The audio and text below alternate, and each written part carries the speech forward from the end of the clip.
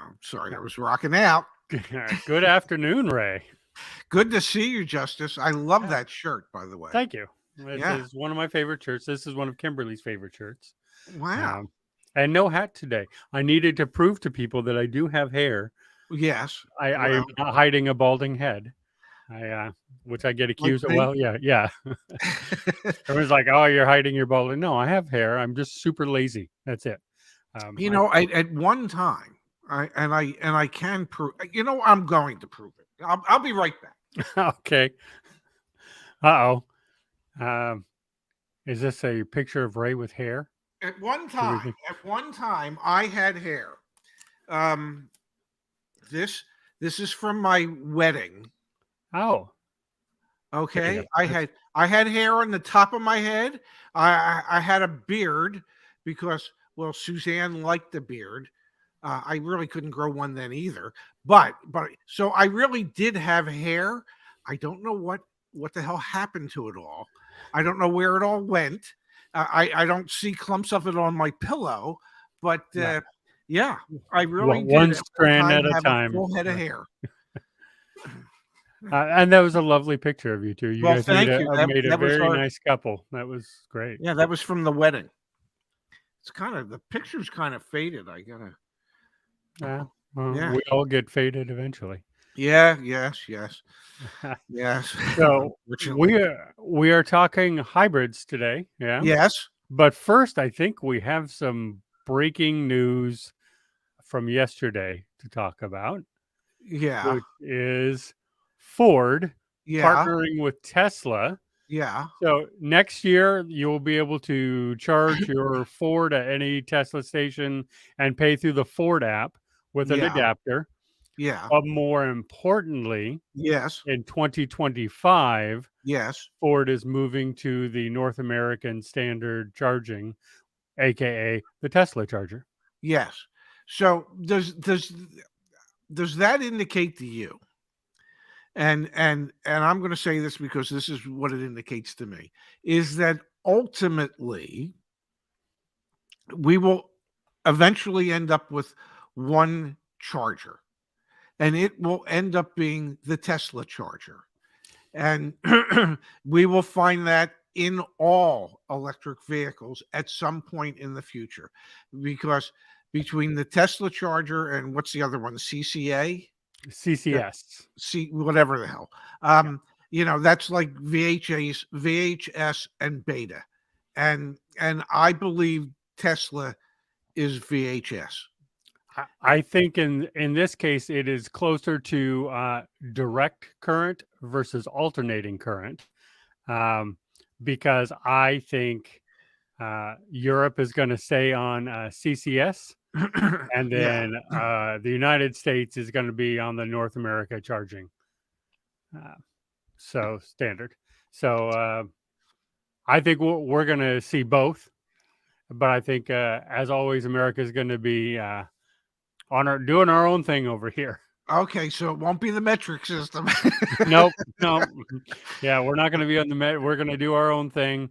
But I mean, yeah, we still have, if Stellantis or GM jump in, Yes. that would solidify the whole thing, and that's where we would be.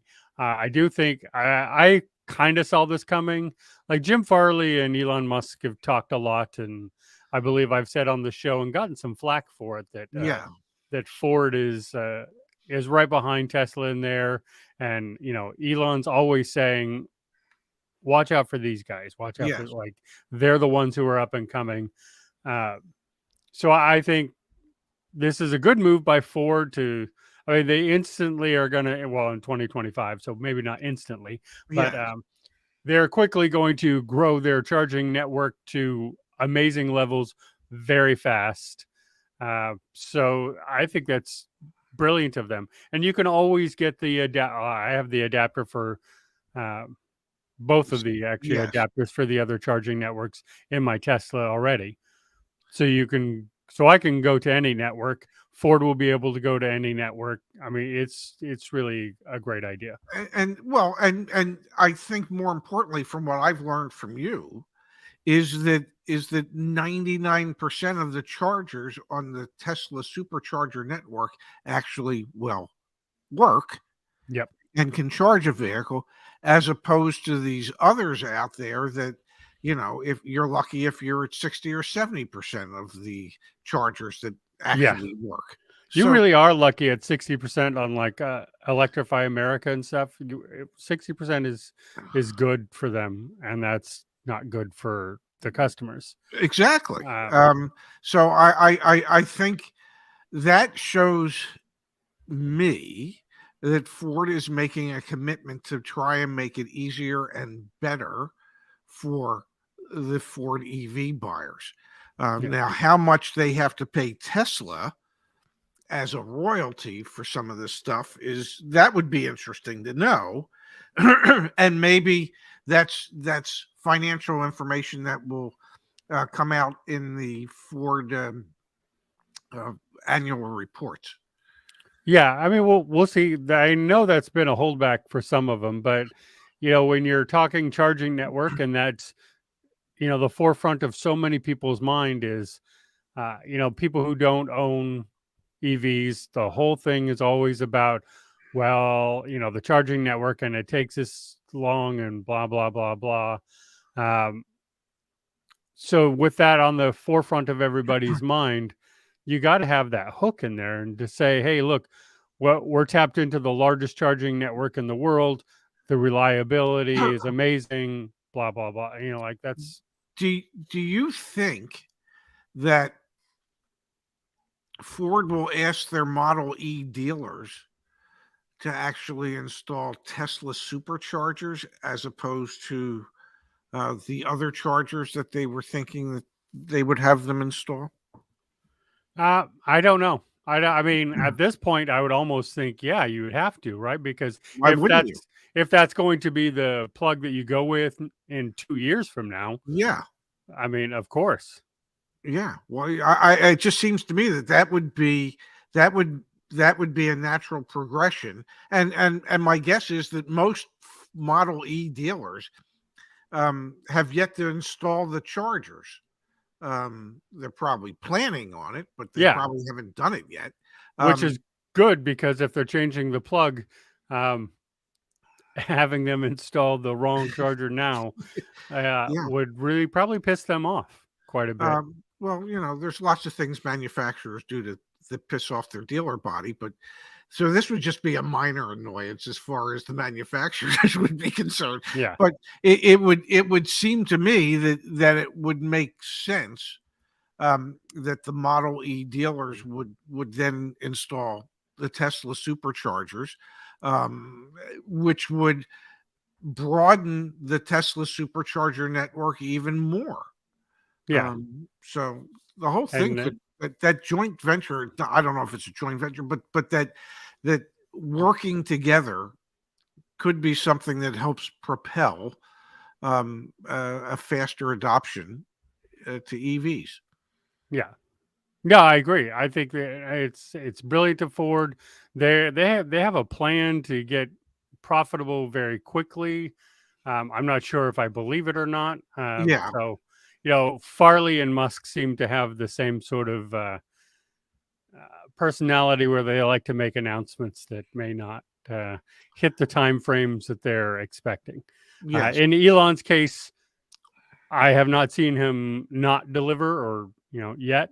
yeah, We'll see with the Roadster if that stays true or not. But so far, I haven't seen him not deliver. I've just seen him be late on what he's saying. Farley just sort of makes some things that he says, and you're like, I don't know about that.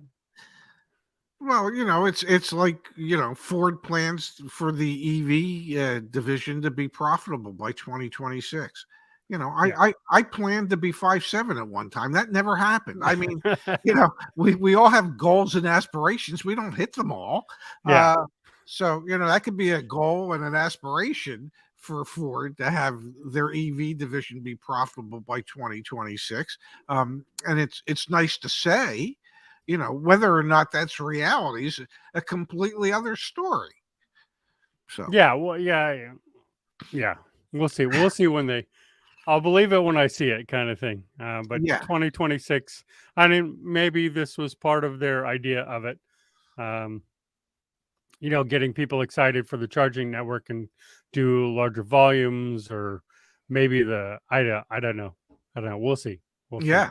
It, This it, is it still could the be, company that put, what, a 400 pounds of too much cable into their car, into their EV. So yeah, we'll see how it mi- goes. miles worth of cable. Yes, Miles. miles. Yeah. Of, Oops. yeah, of Uh, unnecessary cable. Yeah. yeah. Who knew that the extra weight might be detrimental to an EV? Well, But they got the flush door handles, so that's the important part of it. as humans, and I've watched enough TV to know that they show there's TV shows on people who are excessively heavy, um, and I typically the outcome for morbid obesity is not particularly good. So yeah, I would think that we would all understand at this point that excessive weight, whether it be in your automobile or on your body, is not the best choice. No, I agree. Yeah. So now switching over to hybrids, Yes, and I know you advocate a lot that hybrids are the bridge. You I think do they're believe. the bridge Yeah, between now the and future. what comes through. Yes. How much more is the average hybrid than a straight ICE vehicle? Do you know? I don't, but if I were to guess, I'd say a couple $1,000. So the statistic is 3,700, uh, So I was off. but well, not by much. Yeah. So I did my own little, because I wanted to know what they do to get that is take the average price of a hybrid and take the average price of an ICE vehicle and Uh-huh. compare them, right? Okay. So I Of instead, the same model. no, that's Well, not what they do. They're just doing the average. So I did exactly what you're suggesting, right? yeah. I mean, wouldn't I that be went the one that through and makes I sense? found the 12 most popular models that have an ICE version and Uh-huh. an and a hybrid version. And I Okay. only compared those. I didn't look at something that like the Venza, which doesn't come Gotcha. in an ICE vehicle. Like I don't want that one. I only Yeah. want the same make, model, trim Yes. in starting base is what I used Okay. in hybrid versus non-hybrid. So the average is actually 4,980 with all these. In America, So, we round up. Let's just call that yeah, $5,000. I would definitely call that Yeah. 5,000. I think the Escape and the Explorer throw that number off a little bit. I think a lot of it, but Yeah, yeah. yeah. Yeah. Since I've only used 12, so I would say, looking at it, if I threw those out, we're probably actually right at what the statistic is, which is Yeah. 3,700. Probably, yeah. But that goes against my point, so we're not going to point that out. We're just going to Yeah. move on and say it's $5,000 Okay. in these. So, and I started thinking about it, and I started, well, how long would it take you to save that $5,000? Yes. I mean, Ray, it would take you a long time because you don't drive much. Well, it would take me forever, Yeah. and I don't have forever. So I looked at it, and here's the annual fuel costs on a hybrid is 1,137. This is 2021 Okay. stats that I used, by the way. Okay. So gas prices were less than they are now, but it's still comparable. Where a hybrid is 1137, a gas is 2425. So that's a pretty Yeah. significant savings. Yeah. Insurance costs is about $100 a year more More. on a hybrid. Yeah. Now, I have questions about this because when I look at these statistics for Yeah. EV is so much more expensive. And here in California, I haven't met anyone who paid more than $100 a year more for their EV than their ICE vehicle. Yeah. And a lot of them pay less. Gotcha. So I think it depends where you live. But I do take the national average, and they're probably looking like I had to switch insurance companies to Uh-huh. get my rate. If I had stayed with my insurance company, it would have been double. It would have Wow. been double. So I didn't. Cost to repair. Now, a hybrid is actually comparable to an EV, which threw away my point that I was going to make, which was that they're so much more. Yeah. But they're not. They're 31 cents per mile cost to repair. Yeah. And this is not 6. Sorry. This is, I have an extra 0 in there. There we go. Yeah. It's 61 cents. Yeah, I was going to say. Yeah. That would have been way too cheap on a gas vehicle. No. Why would we ever give up gas vehicles? Yeah. I would still be in one. Yeah. So it's 61 cents per mile. Gotcha. So almost double on the hybrid. Now, for me, the likelihood of repair on a hybrid goes up. I know I could not find a statistic of that, but my argument against hybrids is yours is the best of both worlds. Mine is it's the worst of both worlds. Look, you have everything that can go wrong on an ICE vehicle, plus all the battery management and everything else. And then of course you have, which goes into that, the likelihood of fire. Yes. So out of 100,000 sold, and a hybrid is going to have 3,475 that catch fire.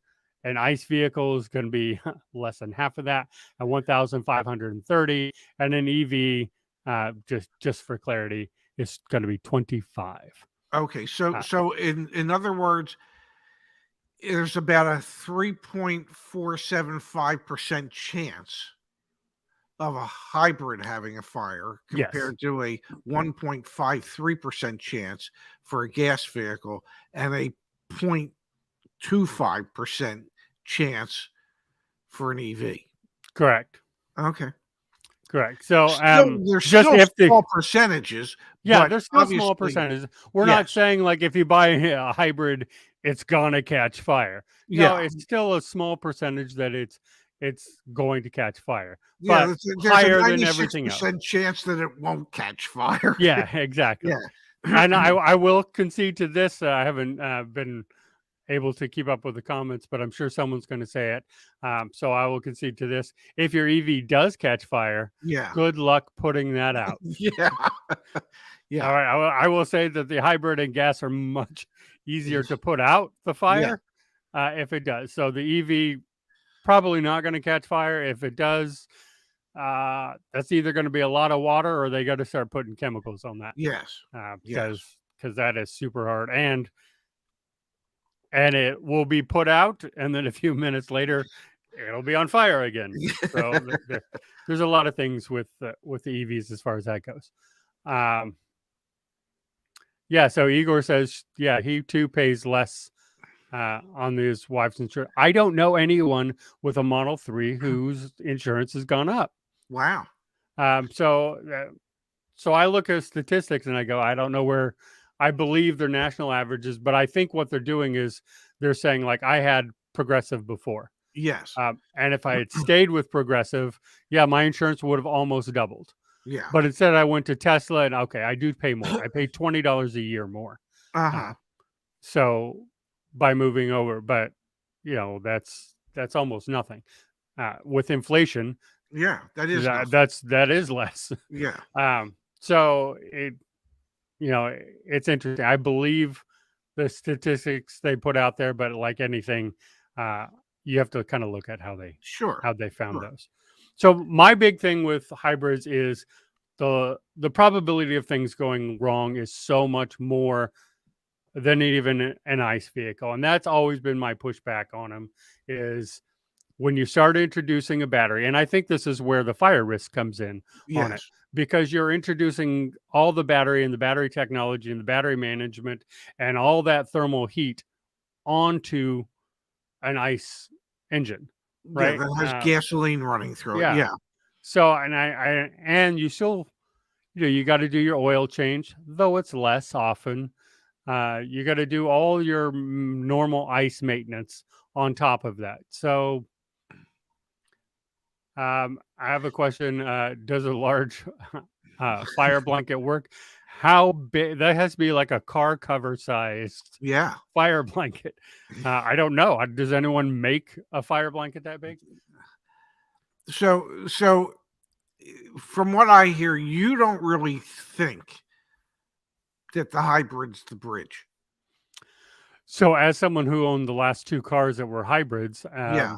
my last one in particular, the Kia, was on a lifetime recall because of those things. Yeah. And what was it? It was the battery management system that was the biggest issue with it, Yeah. where that could make it catch fire. So, like I see the point of it, of what you guys are talking about, and I definitely was caught off guard on the cost to repair because that's only 1 cent more than an EV.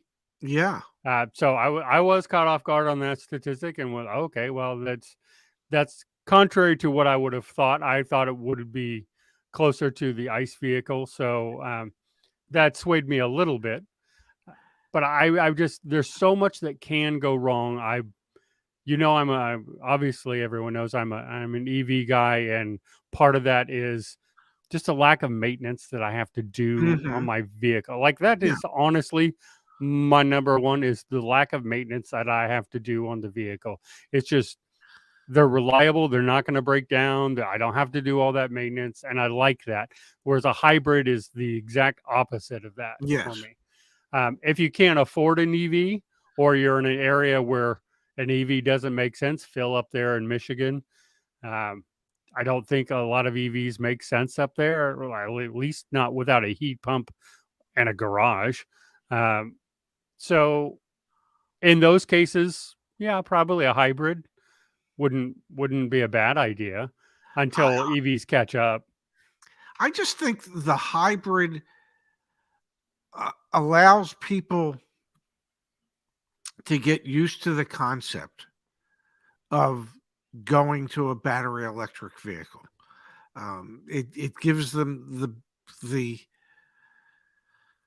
the best of both worlds at the moment to get them there. I think there's a still a rather large percentage of people, and I'm basing this just on I think. I don't have any statistics to back this up, but I would think that there's a large percentage of people that when you say EV and they say ICE, they ain't switching. It's like you're not getting. You're going to have to take my ICE vehicle out of these cold dead hands, okay?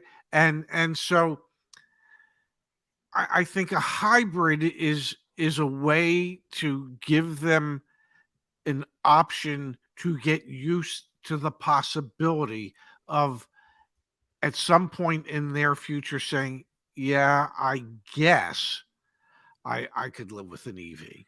Here's my thing with that. I would agree if we were talking plug-in hybrid. Yeah, Non-plug-in hybrid, I don't think people equate to an EV.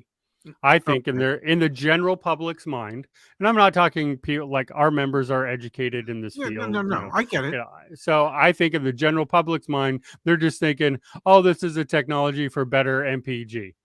And they're not equating it. If you were Yes, talking plug-in hybrid, I agree, and I think that would be a fantastic bridge between them because you get used to the concept plugging of it in. plugging in Yeah, and how much range you can get. And plug-in hybrids, so many of them will go a lot more miles on just the electric part of it. So that would be the good bridge. I just took in all hybrids, gotcha. Well, not plug-in. I would amend it to say what I mean when I say hybrid is I mean a plug-in hybrid. Yeah, Okay. and I I agree. don't yeah, yeah, if you're not doing a plug-in hybrid, you're not getting people to take that next step to actually Yeah, plugging in their car so they can get used to that concept of, well, guess what? When I get home today, I'm gonna plug my damn yeah. car in. So yes, it would have to be a plug-in hybrid, I think, that would make the bridge work. Um, it's the type of thing that quite possibly would bring along somebody such as myself to say, yeah, okay, yeah, yeah, I think maybe I could do this, where I don't just have to rely on battery electric, that I do have an ICE powered vehicle in case I don't have the opportunity to plug in. I can still get to where I need to go Yep. and eventually find that plug in. So, yeah, that and like I say, I don't have any stats to back it up, but I just think there's, when you've had the vast majority of people in this country for the past 120 years buy nothing but ICE vehicles, you're going to run into a certain percentage that are 100% resistant to the idea of moving off of that gas powered vehicle Yeah. into something powered in another manner. And CC Dragon has a point here. Plug-in hybrids uh, cost a lot more, and for a lot of people, it's not worth it. And I will say, I looked at a lot of plug-in hybrids. Yes. You can get the Model 3 and Y cheaper than a Wow. lot of those. Gotcha. So, not all EVs are in that category, but that is definitely something that I looked at because for me, I thought, well, Toyota, and I go, of course, well, Prime, Yeah. their RAV4 and their Prius, if they made a Prime version of all their vehicles, so they were all plug-in hybrids to start bridging that gap. But the RAV4 Prime is more than a Model Y. Like, oh, okay, you can just move over to the Model Y and not deal with any of that at that point. Yes. So uh, I don't agree with you on very much, Elantra, but Ioniq 6 is freaking amazing. I will agree with you on that. I like that vehicle. I really like the Ioniq 5 too. I like the EV6, the EV9. I'm anxious to see. I think Hyundai Kia are stepping it up in their EV game for sure. And people people get on us occasionally when we speak highly of Hyundai Kia and we talk about EVs.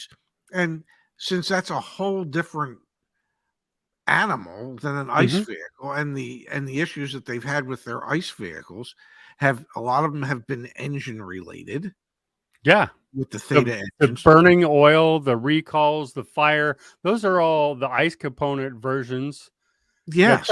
Kimberly and I have both owned Hyundai Kias as the last vehicles that we owned before what we currently drive. We both have lifetime engine recalls. We've Uh-huh. both been told we had to replace the engine like ASAP. I had all kinds of warning lights in mine. Um, Again, but to your point, all all com- related to the engine. Like there was Yes. nothing wrong with the build quality of the rest of that vehicle. Like they're perfectly fine vehicles. Like their EV division, I really like a lot of what they're doing in there. Yeah, So yeah, when the family was in St. Martin, we rented a new body style uh Sportage. It was a front wheel drive, not an all wheel drive.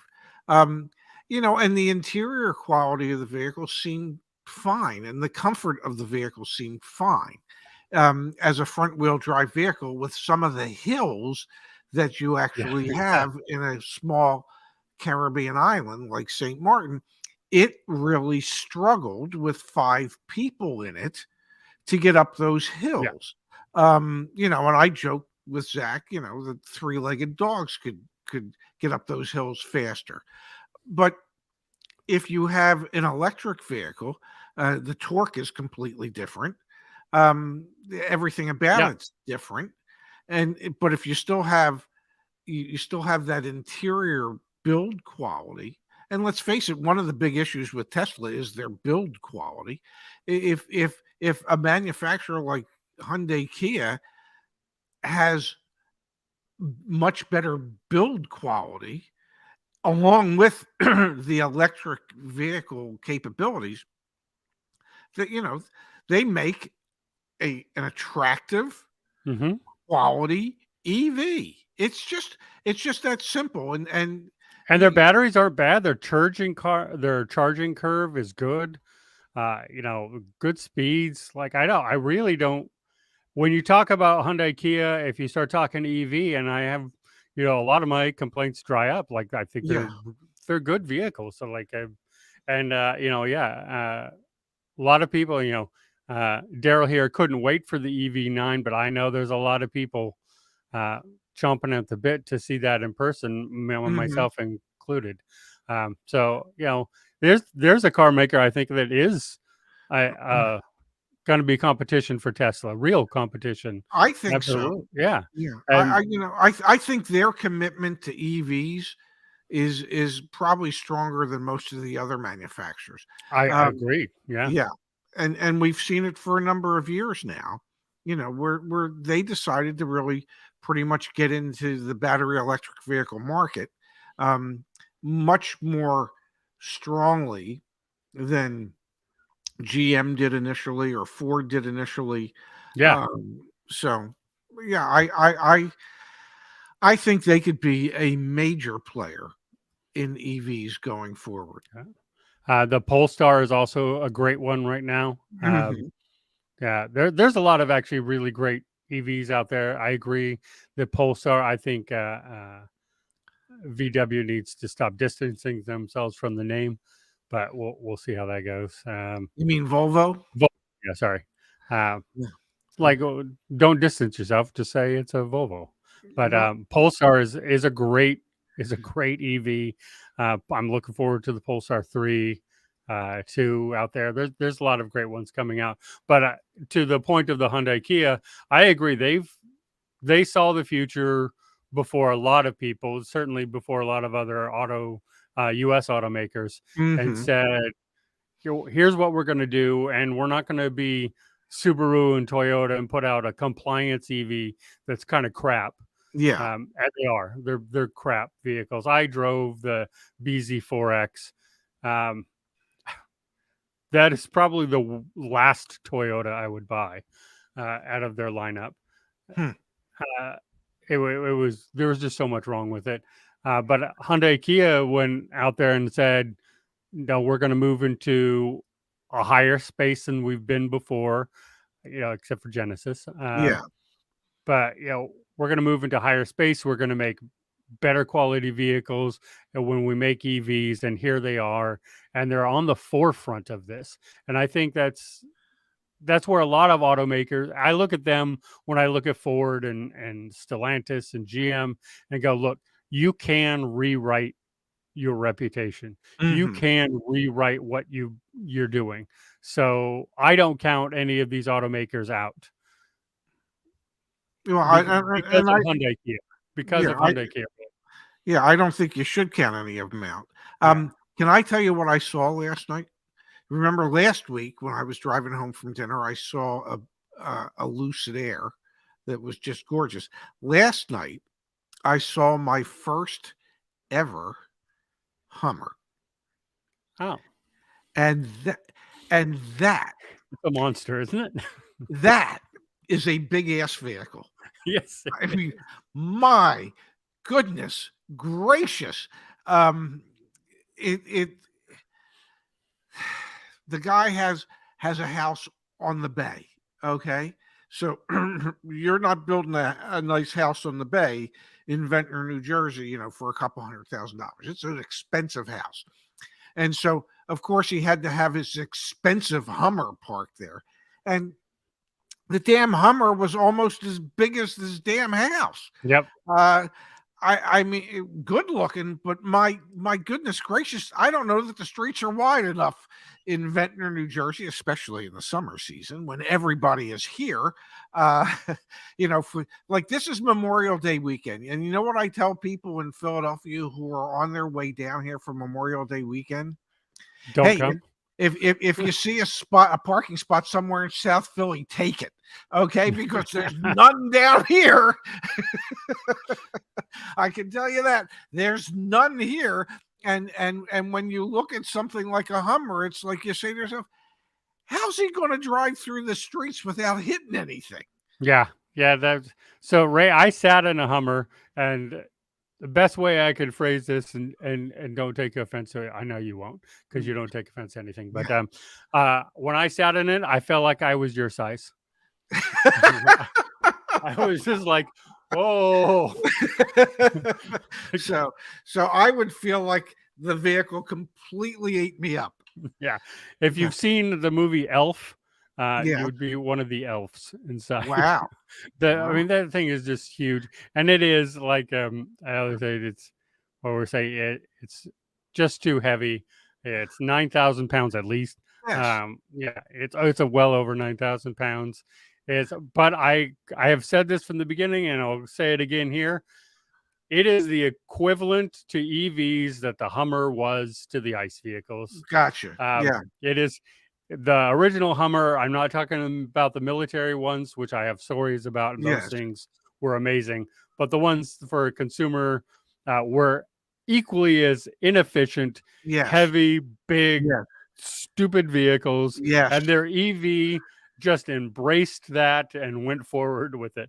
Say, hey, let's make, EVs need a lot of less weight to them for them to work better. Yes. So, they just said, let's just see how heavy we can make it and still move.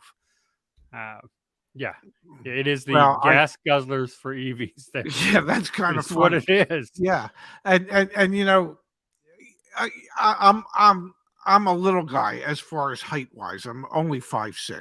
I wish I was littler girth wise, because I weigh too damn much. And that's one of the reasons why I drive a Mini is because like I feel like a normal sized person when I'm inside a Mini. Okay, it's the perfect size car for a small person like myself. So I could not imagine getting swallowed up inside a Hummer EV and figuring out how to drive something that's that large. Like even look, I truly like think about the Cybertruck and I go, it's going to be a lot to get used to because I've been in sedans most of my life. I can drive a truck. I learned, I've driven trucks before, but it's not what I do every day. And I think about that because that's longer and wider than F-150.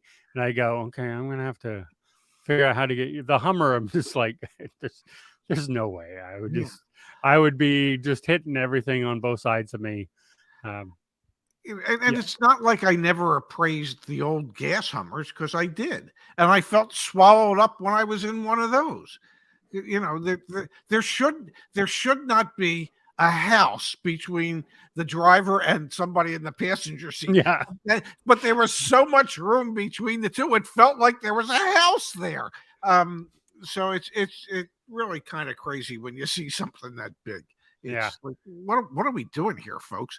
Well, and we have Aaron here on your side. He's 6'3" and drives a Mini. See, there you have it. And I will say this from having worked in a Mini store. There are people who are 6'3" and can't fit in a Mini.